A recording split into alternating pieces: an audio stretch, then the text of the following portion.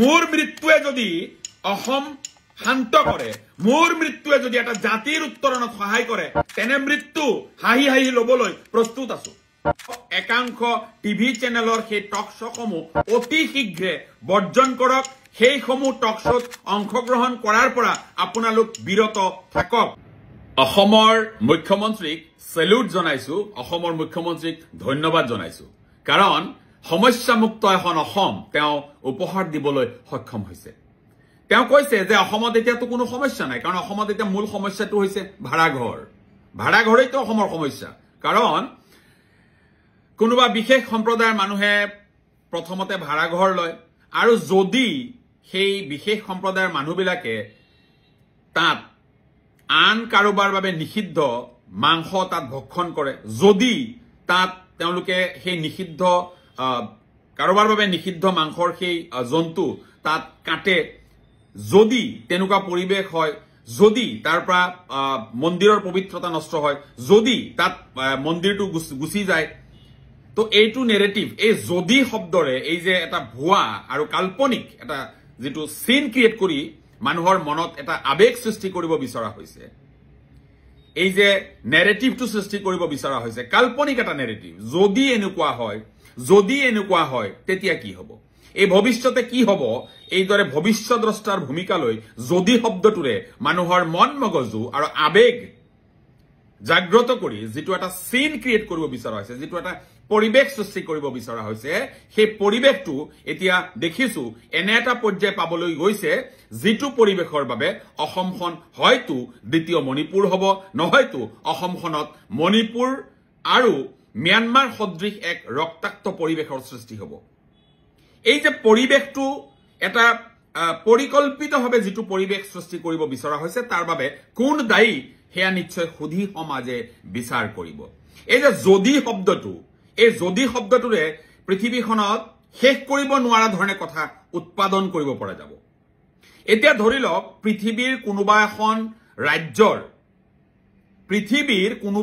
ৰাজ্যৰ মুখ্যমন্ত্ৰীগৰাকী স্বেচ্ছাচাৰী,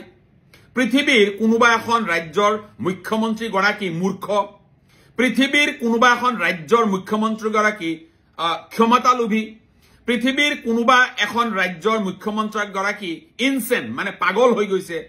ধৰি লোৱা হ'ল পৃথিৱীৰ কোনোবা এখন ৰাজ্যৰ মুখ্যমন্ত্ৰী ক্ষমতাৰ বাবে ইমানেই বলিয়া হৈছে যে তেওঁ ৰাজ্যত ৰক্তৰ নদী বোৱাব বিচাৰিছে। এই ধৰি লোৱা হ'ল, আৰু যদি এনেকুৱা ধৰণৰ পৰিৱেশ কোনোবা মুখ্যমন্ত্ৰীয়ে কৰিব বিচাৰিছে, আৰু যদি সেই মুখ্যমন্ত্ৰীগৰাকীৰ প্ৰৰোচনাত প্ৰত্যক্ষ নিৰ্দেশত যদি কোনোবা এখন ৰাজ্যত এটা বিশেষ সম্প্ৰদায়ক টাৰ্গেট কৰি যদি অত্যাচাৰ কৰা হয়, আৰু যদি সেই অত্যাচাৰিত হোৱা মানুহবোৰে এই যিসকল নিৰ্যাতিত হ'ল, যিসকল নিৰ্যাতনৰ বলি হ'ল, সেইসকল মানুহে যদি সেই মুখ্যমন্ত্ৰীগৰাকী কেঞ্চাৰত আক্ৰান্ত হৈ মৃত্যু হোৱাৰ কামনা কৰে, যদি আৰু সেই যিটো তেওঁলোকৰ বদদুৱা সেইটো ঈশ্বৰ আল্লাহ ভগৱানে শুনি সেই মুখ্যমন্ত্ৰীগৰাকী যদি কেঞ্চাৰত আক্ৰান্ত হৈ মৃত্যুমুখত পৰে, তেন্তে পৰৱৰ্তী সময়ত মুখ্যমন্ত্ৰী কোন হ'ব? এই যদিৰ কাহিনীটো কিমান দীঘলীয়া হ'ল চাওকচোন। এখন কাল্পনিক পৃথিৱী আমি কল্পনা কৰি সেই কাল্পনিক পৃথিৱীৰ কোনোবা এখন ৰাজ্যৰ মুখ্যমন্ত্ৰীগৰাকী সম্পৰ্কে আমি এনে এটা কাল্পনিক কাহিনী তৈয়াৰ কৰিলো, আৰু সেই কাহিনীত আমি শেষত এই নিৰ্যাতিত মানুহবোৰৰ বদদুৱাত, নিৰ্যাতিত মানুহবোৰে কৰা সেই কামনাত সেই ৰাজ্যৰ মুখ্যমন্ত্ৰীগৰাকী যদি কেঞ্চাৰৰ দৰে দুৰাৰোগ্য ৰোগত আক্ৰান্ত হৈ মৃত্যুমুখত পৰে, তেতিয়া পৰৱৰ্তী মুখ্যমন্ত্ৰী কোন হ'ব? এই যে এটা নেৰেটিভ বা কাহিনী যদি আমি সৃষ্টি কৰো, এই কাহিনী শেষ হ'ব জানো? এনেধৰণৰ কাহিনীটো শেষ নহয়। গতিকে এনেধৰণৰ কাল্পনিক কথা বতৰাৰে যদি এখন ৰাজ্যত এটা চিন ক্ৰিয়েট কৰিব বিচৰা হয়, তাৰ পৰিণতি কি হ'ব সেইটো সুধি সমাজে বিচাৰ কৰিব, তাত আমাৰ ক'বলগীয়া নাই। কিন্তু আজিৰ যিটো পৰিৱেশ আৰু পৰিস্থিতি, এই পৰিৱেশ পৰিস্থিতিৰ প্ৰতি লক্ষ্য ৰাখি আমি এগৰাকী সমাজ সচেতক ব্যক্তি হিচাপে, এগৰাকী নিৰপেক্ষ ব্যক্তি হিচাপে সমাজ জীৱনৰ সৈতে সম্পৃক্ত ব্যক্তি হিচাপে আইনৰ সৈতে সম্পৃক্ত এগৰাকী ব্যক্তি হিচাপে কেইটামান কথা আপোনালোকক আহ্বান জনাব বিচাৰিছো আৰু হেতু মই ভাবো এই অসমখন শান্ত কৰি ৰখাৰ বাবে এটা ভূমিকা সেই কথা বতৰাবোৰে ল'ব পাৰিব আজি দেখিছো যে একাংশ সংবাদ প্ৰতিষ্ঠান একাংশ বিশেষকৈ একাংশ টিভি চেনেল ইমানেই বেছি বায়াস্ড হৈছে যে তেওঁলোকে কেৱল মাত্ৰ তেওঁলোকৰ মালিকৰ আজ্ঞাবাহী ভৃত্তৰ দৰে তেওঁলোকে এই টক শ্ব'বোৰ অনুষ্ঠিত কৰিছে য'ত একপক্ষীয়ভাৱে কথা বতৰাবোৰ আগুৱাই নিব বিচৰা হৈছে এটা কাল্পনিক নেৰেটিভ সৃষ্টি কৰি এটা আবেগ সৃষ্টি কৰি অসমখনত এটা অশৃংখল বিশৃংখল পৰিৱেশ আৰু পৰিস্থিতি সৃষ্টি কৰিবৰ প্ৰয়াস কৰা হৈছে এই যে একাংশ টিভি চেনেলৰ এই যে মানসিকতা এই মানসিকতাটোক আমি নিন্দা কৰিছো সমান্তৰালভাৱে মই অনুৰোধ জনাম সেই বিশেষ সম্প্ৰদায়ৰ ছাত্ৰ নেতা অথবা জনপ্ৰতিনিধি বা নেতাসকলক মই অনুৰোধ জনাম যে অন্তত এই অসমখন সুস্থিৰ কৰি ৰখাৰ স্বাৰ্থত অসমখনৰ পৰিৱেশ শান্ত কৰি ৰখাৰ স্বাৰ্থত আপোনালোকৰ আবেগক নিয়ন্ত্ৰণ কৰি সেই একাংশ তথাকথিত সেই টিভি চেনেলসমূহৰ হট যিটো টপিক লৈ তেওঁলোকে টক শ্ব'সমূহ কৰে সেই টক শ্ব'সমূহ আপোনালোকে বৰ্জন কৰক ই কিন্তু অসমীয়াৰ বাবে এটা খুব সুন্দৰ আৰু উচিত সিদ্ধান্ত হ'ব নহলে এই যে নিজকে যিসকলে নেতা সজাবলৈ ভাবি এই টিভি চেনেল কিছুমানত গৈ টক শ্ব'সমূহত বহি যি ধৰণৰ এটা পৰিৱেশ সৃষ্টি হৈছে সেই পৰিৱেশটো অসমৰ বাবে শুভ নহয় বা সেই বিশেষ সম্প্ৰদায়টোৰ বাবেও কিন্তু শুভ নহয় শুনিবলৈ বেয়া লাগিলেও এইটোৱে সত্য গতিকে মই সেই বিশেষ সম্প্ৰদায়ৰ এই যিসকল ছাত্ৰ নেতা আছে যিসকলে সম্প্ৰদায়টোৰ বিভিন্ন সংগঠনসমূহক নেতৃত্ব দিছে মই তেওঁলোকক অনুৰোধ জনাম তেওঁলোকক আহ্বান জনাম যে আপোনালোকৰ জাতিটোৰ স্বাৰ্থত গোটেই অসমীয়া জাতিটোৰ স্বাৰ্থত গোটেই অসমখনৰ স্বাৰ্থত আপোনালোকে সেই তথাকথিত একাংশ টিভি চেনেলৰ সেই টক শ্ব'সমূহ অতি শীঘ্ৰে বৰ্জন কৰক সেইসমূহ টক শ্ব'ত অংশগ্ৰহণ কৰাৰ পৰা আপোনালোক বিৰত থাকক এয়া সময়ৰ আহ্বান তাত গৈ এই কিছুমান পেন্সিল নেতা কিছুমান ধৰক মানে সংগ্ৰাম কৰি কৰি বিপ্লৱ কৰি কৰি ভাগৰি পৰা এতিয়া বুঢ়া শিয়ালৰ দৰে হোৱা কিছুমান নেতা কিছুমান এনেকুৱা নেতা আছে যিসকলে কেৱল চান্দা সংগ্ৰহ কৰি জীৱন নিৰ্বাহ কৰিছে এতিয়া কাৰোবাৰ মদত পায় এওঁলোকৰ এতিয়া বুকু এই 56 ইঞ্চিৰ বুকুৰ দৰে হৈ পৰিছে এওঁলোকৰ যি ভাষা তয়ময় ব্যৱহাৰ সেইটো শুনিবলৈ যিসকলে নিজৰ স্বাভিমান বিসৰ্জন দি টিভি চেনেলত গৈ টক শ্ব'সমূহত অংশগ্ৰহণ কৰে তেওঁলোক নিন্দাৰ পাত্ৰ গতিকে মই আহ্বান জনাইছো আপোনালোকে যদি আপোনালোকৰ স্বাভিমান আছে যদি নিজৰ আত্মসন্মান আছে যদি জাতীয় সত্তা আপোনালোকৰ মাজত আছে তেন্তে অন্তত জাতিৰ বাবে অন্তত নিজৰ স্বাভিমানৰ বাবে আপোনালোকে সেই একাংশ তথাকথিত টিভি চেনেলসমূহৰ টক শ্ব'সমূহ বৰ্জন কৰক মই আকৌ কৈছো এয়া সময়ৰ আহ্বান কাৰণ এই টক শ্ব'সমূহৰ জৰিয়তে যি বিষ বাষ্প বিয়পোৱাৰ প্ৰয়াস কৰি থকা হৈছে এয়া সকলোৱে ভালকৈ দেখিছে ভালকৈ উপলব্ধি কৰিছে এনেবোৰ টক শ্ব'ৰ জৰিয়তে অসমৰ কোনো উন্নতি নহয় আৰু এই টক শ্ব'সমূহত মই আহ্বান জনাম মুছলমানেই হওক সংখ্যালঘু মিয়া সম্প্ৰদায়ৰ সেই নেতা বা ছাত্ৰ নেতাসকলে যদি সেই টক শ্ব'সমূহ বৰ্জন কৰিব পাৰে ই কিন্তু এই তথাকথিত যিসকলক মিয়া বুলি কোৱা হয় যিসকল সংখ্যালঘু মুছলমান তেওঁলোকৰ বাবে ই কিন্তু এটা উপকাৰী সিদ্ধান্ত হ'ব গতিকে আপোনালোকে অন্তত এই জাতিটোৰ স্বাৰ্থত এই টক শ্ব'সমূহ বৰ্জন কৰক সংগ্ৰাম কৰিব লাগিব তাৰ অৰ্থ এই নহয় টিভি টক শ্ব'সমূহত বহি কাৰোবাৰ লগত মুখ চুপতি মাৰি যিসকলে ব্যৱহাৰ নাজানে যিসকল অসভ্য যিসকল কাপুৰুষ সেইসকলৰ লগত মুখ চুপতি মাৰি টিভি চেনেলৰ গণ্ডিৰ ভিতৰত থাকি এটা সংগ্ৰাম আগুৱাই নিব নোৱাৰে এটা সংগ্ৰাম আগুৱাই নিবৰ বাবে জাতিসত্তাৰ স্বাভিমান প্ৰতিষ্ঠাৰ বাবে টিভি চেনেলত হোৱা আলোচনাসমূহ একেবাৰে অপকাৰী আজিৰ তাৰিখত কৈছো মই এইবোৰ একেবাৰে অপকাৰী আপোনাক কোনো বাধ্য কৰাব নোৱাৰে যে আপুনি টিভি চেনেলৰ টক শ্ব'সমূহত যাবই লাগিব বেছি ইমান হ'ব যে আপোনাক টক শ্ব'সমূহে মাতিলে সেই টক শ্ব'সমূহত আপুনি অংশগ্ৰহণ নকৰিলে আপোনাক তেওঁলোকে কি ক'ব ভিৰু আখ্যা দিব তাতকৈ বেছি কৰিবলগীয়া একো নাই টিভি টক শ্ব'সমূহৰ সেই তথাকথিত কিছুমান একাংশ মই আকৌ কৈছো একাংশ সেই এংকৰসকল সেই সাংবাদিকসকল সেই একাংশ সাংবাদিক জাজ নহয় তেওঁলোক জাতিৰ অভিভাৱক নহয় গোটেই জাতি ৰক্ষাৰ ঠিকাটো তেওঁলোককে দি থকা হোৱা নাই একপক্ষীয়ভাৱে কথা বতৰাবোৰ যি ধৰণে আগুৱাই লৈ গৈছে তাক আমি নিন্দা কৰিছো আসল সত্যবোৰ লুকুৱাই কেৱল এটা সম্প্ৰদায়ক টাৰ্গেট কৰি কাৰোবাৰ নিৰ্দেশত কাৰোবাৰ শ্ৰুতলিপি মতে এই যে টক শ্ব'সমূহত যিবোৰ পৰিৱেশ যিবোৰ উদ্ভণ্ডালি ৰচনা কৰি থকা হৈছে ই জাতিৰ বাবে শুভ নহয় গতিকে মই অনুৰোধ জনাইছো আপোনালোকে জাতিৰ স্বাৰ্থত অসমৰ স্বাৰ্থত অসমীয়াৰ স্বাৰ্থত এটা বৃহত্তৰ জাতি গঠনৰ স্বাৰ্থত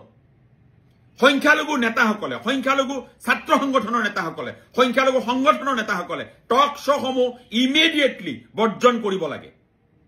আৰু সেয়া নহলে এই পৰিৱেশটোত আৰু সাৰ পানী যোগোৱাৰ দৰে এটা পৰিৱেশ হবলৈ গৈ আছে যদি শব্দৰে যদি এনেকুৱা হয় এই শব্দৰে অসম ৰক্তাক্ত কৰাৰ পৰিকল্পনা চলিছে এই একে সময়তে সংখ্যালঘুসকলে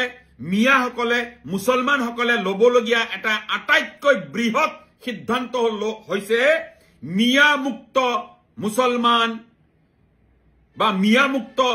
অসম গঢ়াৰ যিটো এটা পৰিকল্পনা চলিছে তাৰ সমান্তৰালকৈ মিয়াসকলে বা মুছলমানসকলে ল'বলগীয়া সিদ্ধান্তটো হৈছে কংগ্ৰেছ মুক্ত সংখ্যালঘু অঞ্চল আজি লাজ লাগিছে আজি নামসমূহ ল'বলৈ বৰ মন যোৱা নাই কাৰণ এইসকল কাপুৰুষৰ নাম ল'বলৈ মন যোৱা নাই এইসকল গোলামৰ নাম ল'বলৈ মন যোৱা নাই এইসকল ভৃত্তৰ নাম ল'বলৈ মন যোৱা নাই কংগ্ৰেছ হাইকমাণ্ডৰ এই যিসকল ভৃত্ত যিসকল গোলাম এইসকলৰ নাম আমাৰ মুখেৰে ল'বলৈ মন যোৱা নাই কাৰণ এইসকলৰ নাম মুখেৰে ল'লে মুখখন অপবিত্ৰ হ'ব যিসকলে সংখ্যালঘু জনসাধাৰণক প্ৰতিনিধিত্ব কৰি এই অসম বিধানসভাত বিধায়কৰ আসন শুৱনি কৰি থকা সংখ্যালঘু মিয়া সম্প্ৰদায়ৰ যিসকল বিধায়ক আছে সেইসকলৰ বৰ্তমান সময়ত আমি দেখি থকা ভূমিকাক আমি গৰিহণা দিছো আমি নিন্দা কৰিছো আৰু সংখ্যালঘু বসতি প্ৰধান অঞ্চলত মিয়া বসতি প্ৰধান অঞ্চলত এইসকলক যিদৰে পূজা কৰি থকা হৈছে যিসকলে এইসকলক লৈ 2026 নিৰ্বাচনী পৰিৱেশ ৰচনা কৰিব বিচাৰিছে মই সেইসকল সমৰ্থককো গৰিহণা দিছো নিন্দা কৰিছো গৌৰৱ গগৈ ক'ত গ'ল কংগ্ৰেছ হাইকমাণ্ড যিসকলে মিয়াৰ সুৰক্ষাৰ কথা কয় যিসকলে সংখ্যালঘুৰ সুৰক্ষাৰ কথা কয় আজি অসমত ইমান বিশৃংখল পৰিৱেশ হৈছে য'ত মিয়ামুক্ত অসম গঢ়াৰ কথা কোৱা হৈছে বৈধ ভাৰতীয় মিয়া নাগৰিকক হাৰাশাস্তি কৰি থকা হৈছে সেই সময়ত গৌৰৱ গগৈ নিমাত সংখ্যালঘু কংগ্ৰেছ যিসকল নেতা পালি নেতা ভণ্ড যিসকল কাপুৰুষ আছে এইসকলৰ মুখ এতিয়া মৌন হৈ গৈছে প্ৰতিবাদ কৰিবলৈ এওঁলোকৰ সাহস নাই আৰু নিৰ্বাচনৰ যেতিয়া সময় আহিব এওঁলোকে গৈ মিয়াৰ সুৰক্ষা দিয়াৰ কথা কৈ ভোট বিচাৰিব আৰু নিৰ্লজ্জ মিয়াসকলে এইসকলক ভোট দি বিধানসভালৈ পঠিয়াব লাজ লাগে মিয়াসকলৰ বাবে যি জাতিয়ে বিগত 70টা বছৰে কংগ্ৰেছৰ নিৰ্যাতন সহি কংগ্ৰেছে কৰা উপহাস সহি আকৌ কংগ্ৰেছকে ভোট দিবৰ বাবে সিদ্ধান্ত লয় সেইসকলে মিয়া গৰিহণাৰ যোগ্য আন্দোলন হ'ব যুঁজ এখন হ'ব কংগ্ৰেছৰ ভাষাৰে কৈছো যুঁজ এখন হ'ব এই যুঁজত সংখ্যালঘু মানুহ অৱতীৰ্ণ হ'ব কংগ্ৰেছ মুক্ত সংখ্যালঘু অঞ্চল কৰাৰ বাবে আমি উঠি পৰি লাগিম এবাৰ কংগ্ৰেছ মুক্ত সংখ্যালঘু অঞ্চল গঢ়াৰ বাবে মিয়া অঞ্চলত কংগ্ৰেছক নিষিদ্ধ ঘোষণা কৰাৰ বাবে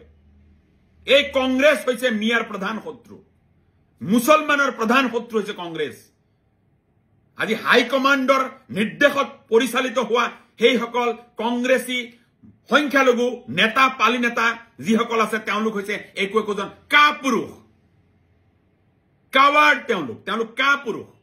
এই কাপুৰুষসকলে কংগ্ৰেছৰ ঝাণ্ডা উৰুৱাই সংখ্যালঘুসকলৰ নিৰ্যাতন নীৰৱে চাই আছে তেওঁলোকে উপহাস তেওঁলোকে কৰিব এটা সময়ত আহি সংখ্যালঘু দৰদী হৈ দেখুৱাব তেওঁলোকে আজি ক'ত গ'ল তেওঁলোকৰ সেই নেতৃত্ব একত্ৰিত প্ৰতিবাদ দেখিবলৈ পোৱা নাই কংগ্ৰেছ দলৰ পৰা এইবাৰ অসমত নিৰ্বাচন সন্মুখ সমৰৰ পৰা প্ৰত্যুত্তৰ দিয়া হ'ব কংগ্ৰেছ দল সাজু হৈ থাকক আপোনালোকে মিয়া অঞ্চলত সংখ্যালঘু অঞ্চলত মিয়াৰ পৰা উচিত প্ৰত্যুত্তৰ পাব উচিত প্ৰত্যুত্তৰ পাবলৈ সাজু হৈ থাকক একত্ৰিত আৰু ঐক্যবদ্ধ আন্দোলন হ'ব সংখ্যালঘু অঞ্চলত একত্ৰিত আৰু ঐক্যবদ্ধ আন্দোলন হ'ব কংগ্ৰেছৰ বিৰুদ্ধে কংগ্ৰেছী গোলামসকলৰ বিৰুদ্ধে কংগ্ৰেছী চেলা চামুণ্ডাসকলৰ বিৰুদ্ধে কংগ্ৰেছী হাইকমাণ্ডৰ ভৃত্যসকলৰ বিৰুদ্ধে আজি অসমৰ পৰিৱেশ পৰিস্থিতি এনেকুৱা হৈছে যে এটা বিশেষ সম্প্ৰদায় বিশেষকৈ এই মুছলমানসকলক এই মিয়াসকলক ইমান বেয়া ধৰণে নিৰ্যাতন কৰি থকা হৈছে টাৰ্গেট কৰি মিয়াসকলৰ ঘৰত সোমাই তেওঁলোকক খেদি থকা হৈছে তাৰ পিছতো গৌৰৱ গগৈ এটা সাহস হোৱা নাই এটা বিবৃতি দিবৰ বাবে এটাই ভয় তেওঁ বিবৃতি দিলে উজনি অসমৰ গৰিষ্ঠ সংখ্যক ভোট হেৰুৱাব হিন্দু ভোট হেৰুৱাৰ ভয়ত গৌৰৱ গগৈ এতিয়া কাপুৰুষৰ দৰে মনে মনে আছে আৰে সংসদত তুমি বীৰৰ দৰে গৰ্জন কৰিছা এই নেৰেটিভ লৈ সংখ্যালঘু অঞ্চলত ভোট বিচাৰি নাহিবা বীৰৰ দৰে গৰ্জন কৰি সংসদত সংখ্যালঘুৰ সমস্যাৰ কথা তুমি উত্থাপন কৰিবলৈ সক্ষম হোৱা নাই আমি তেনে নেতা নালাগে যি নেতাই এখন ৰাজ্যত এটা সম্প্ৰদায়ক টাৰ্গেট কৰি চলি থকা হিংসা প্ৰতিহত কৰিবৰ বাবে এটা মুখেৰে কথা ক'বলৈ সাহস নকৰে এইসকল নেতাক আমি বৰ্জন কৰিবৰ সময় হৈছে সংখ্যালঘু অঞ্চল যদি কংগ্ৰেছ মুক্ত কৰিব পাৰে তেতিয়া এই সংখ্যালঘু মুছলমান মিয়াসকলে অসমত স্বাভিমান লৈ জীয়াই থাকিব পাৰিব ইয়াৰ গত্যান্তৰ নাই ৰকিবুল হুছেইন বুলিয়ে নহয় কংগ্ৰেছৰ যিমান সংখ্যালঘু নেতা আছে এইবাৰ এটাও যাতে এই সংখ্যালঘু কংগ্ৰেছী যিসকল চেলা চামুণ্ডা যিসকল আছে এইসকল কাপুৰুষৰ দল যাতে বিধানসভাত যাব নোৱাৰে তাৰ ব্যৱস্থা সংখ্যালঘুসকলে কৰিব লাগিব আৰু তাৰ বাবে সন্মুখৰ পৰা এই জাতিটোক নেতৃত্ব দিবৰ বাবে আমি প্ৰস্তুত আছো এই জাতিটোক নেতৃত্ব দিবৰ বাবে আমি প্ৰস্তুত আছো যিকোনো পৰিস্থিতিত এই জাতিটোৰ যিকোনো সময়ত সন্মুখৰ পৰা নেতৃত্ব দিবৰ বাবে আমি প্ৰস্তুত আছো নিৰ্যাতন সহি থকা নহব এইখন ভাৰতবৰ্ষ ইয়াত সংবিধানৰ শাসন চলে আইন ব্যৱস্থা জীৱিত আছে ইয়াত আমি কোনো হিংসা বিচৰা নাই আকৌ কৈছো যিসকল কাপুৰুষে ভাবুকি দি কৈছে তেওঁলোকে সংবিধান নামানে আজি তেওঁলোক মুকলিয়াকে হৰতলত আমি টু শব্দ এটা কৰিলে ভাবুকি আহে আমালৈ এটা কথা কওঁ মৃত্যুক ভয় নকৰি ওলাই আহিছো আজি চুলাৰ পকেটত কেইটামান নাম লিখি থৈছো সেই নাম কেইটাৰ পৰা অহা ভাবুকি যদি কিবা কাৰণত অসমৰ স্বাৰ্থত অসমীয়াৰ স্বাৰ্থত জাতিৰ স্বাৰ্থত যদি মাতিতে কাৰোবাৰ গুলি বুকুত পাতি ল'বলগীয়া হয় সেইসকল কাপুৰুষ এই সম্ভাব্য যিসকল কাপুৰুষ এই কাপুৰুষসকলৰ নাম পকেটত ৰাখিছো গতিকে মৃত্যুক ভয় কৰা বিধৰ মানুহ আমি নহয় এই হেংদাং লৈ কাটিবলৈ অহা বিধৰ মানুহ আমি নহয়